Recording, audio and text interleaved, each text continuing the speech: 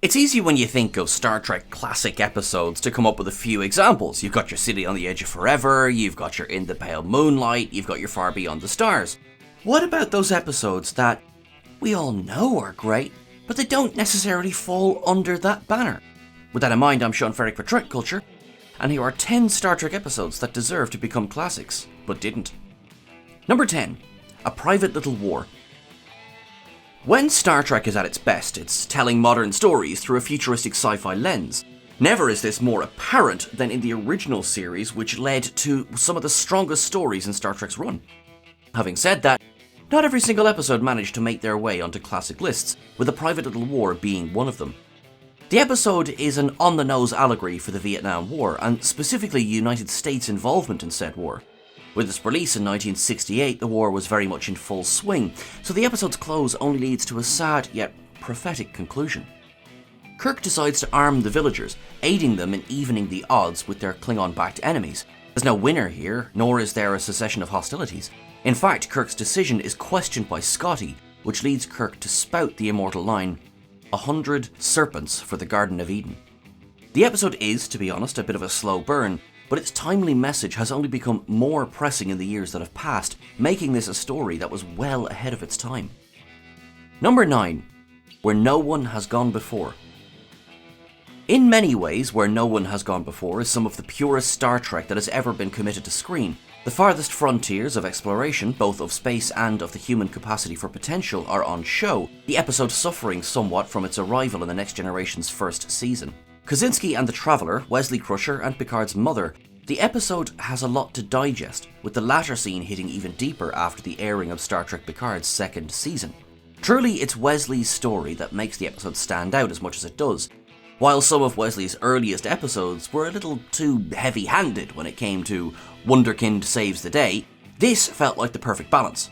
Via the Traveller, Wesley's potential is on show as the Enterprise is brought to the far end of the universe, then back again.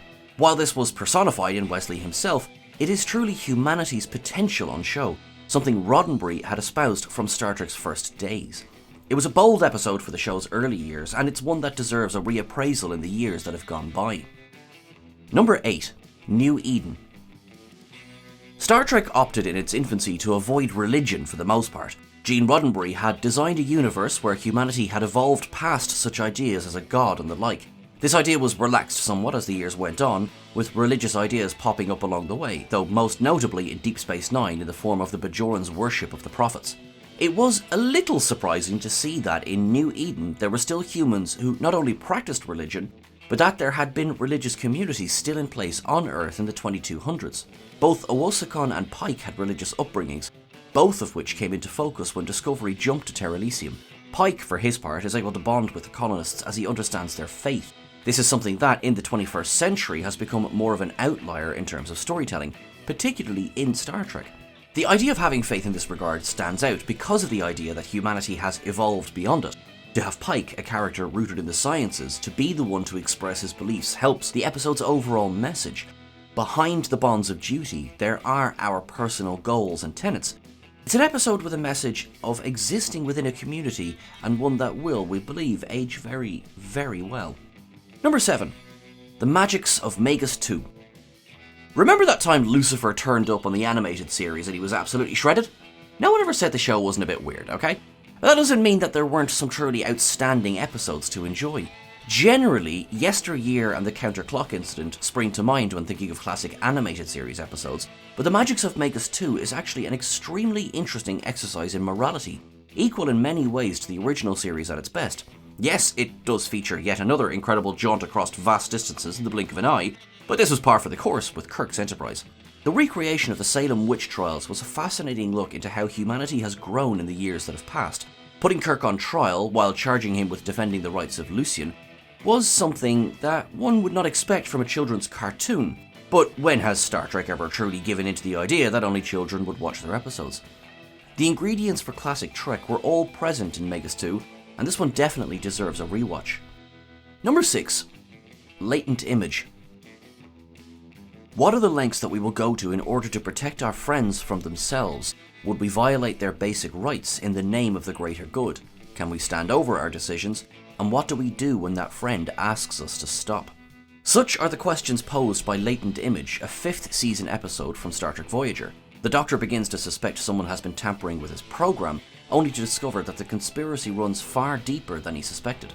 Captain Janeway's decisions throughout the run of Voyager are a frequent cause for debate amongst fans.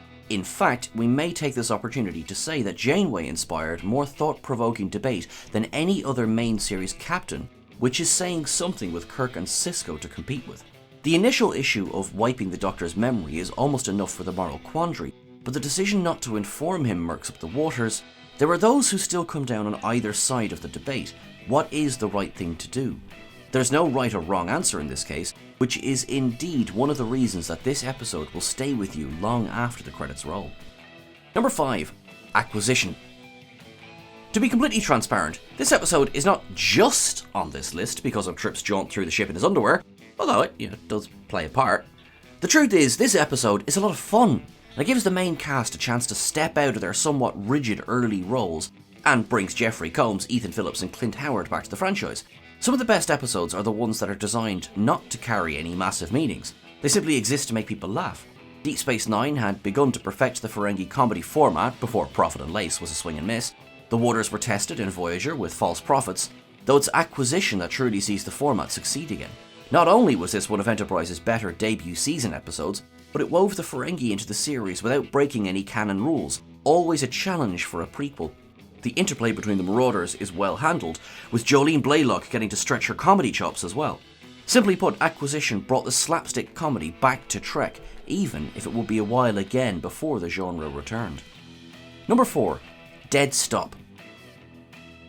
Enterprise's first and second seasons, like many of Star Trek's early outings, suffered from the traditional struggles to find the right tone. As such, they tend to get a bit of a short straw when it comes to an audience opinion, despite some standout stories.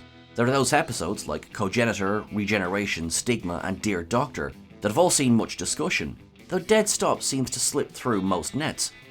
Arriving in the show's second season, it features a rest station that introduces the Replicator to the series, along with the voice of Roxanne Dawson. While the ship is undergoing repairs, there are sinister happenings afoot, with Mayweather finding out the hard way that there's more to the place than meets the eye. The episode is an excellent example of a wolf in sheep's clothing, with a fantastically tense rush to the finish. The closing shot of the station beginning to repair itself is enough to turn any stomach. Written by Mike Sussman and Phyllis Strong, and directed by Dawson, this episode tends to be forgotten amid the rest of the season, though it has far more going for it than first glance may suggest. Number 3. The Empath. The third season of the original series is often maligned for the perceived drop in quality. There are many reasons behind this, ranging from showrunners who weren't well versed on the material to networks who were just waiting for the life support to switch off. Frankly, that there were any great episodes in the third season is an achievement, and even then some are forgotten. The Empath is, on the surface, a money-saving experiment that could easily be performed on stage. In practice, it's a powerful McCoy vehicle, while also depicting the strength of friendship, empathy, and the brutality of casual torture.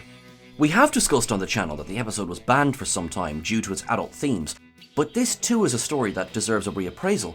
It's a stark, yet oddly heartwarming outing for the main trio of the original series. It's not easy watching, though the performances, especially those of DeForest Kelley and Catherine Hayes, are outstanding.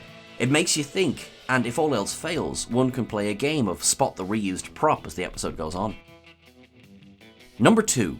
SHADOWPLAY. The Dominion arc in Deep Space Nine is often remembered for the major battles such as Operation Return and the first and second battles of Chintaka. With the arrival of the USS Defiant in the search, it's understandable to assume that the plot really begins in the third season. SHADOWPLAY comes in Deep Space Nine's second season, featuring Odo and Dax discovering a Gamma Quadrant world that turns out to be populated, for the most part, by holographic recreations of a people massacred by the Dominion. This revelation comes at the end, so on the surface the episode feels like a light fish out of water story for Odo.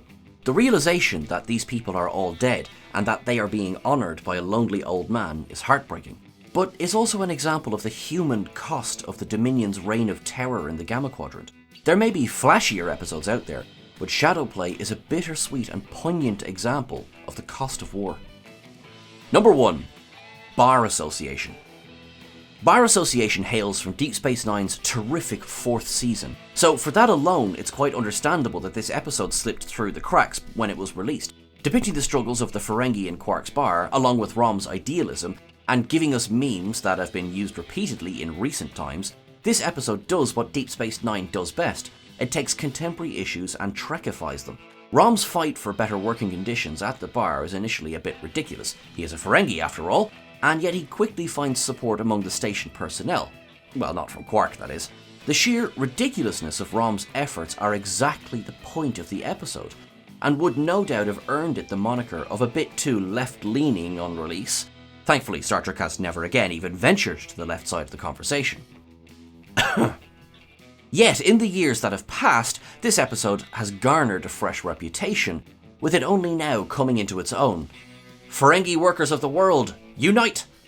That's everything for our list, folks. What do you think are episodes that deserve to become classics but have yet not quite earned that moniker?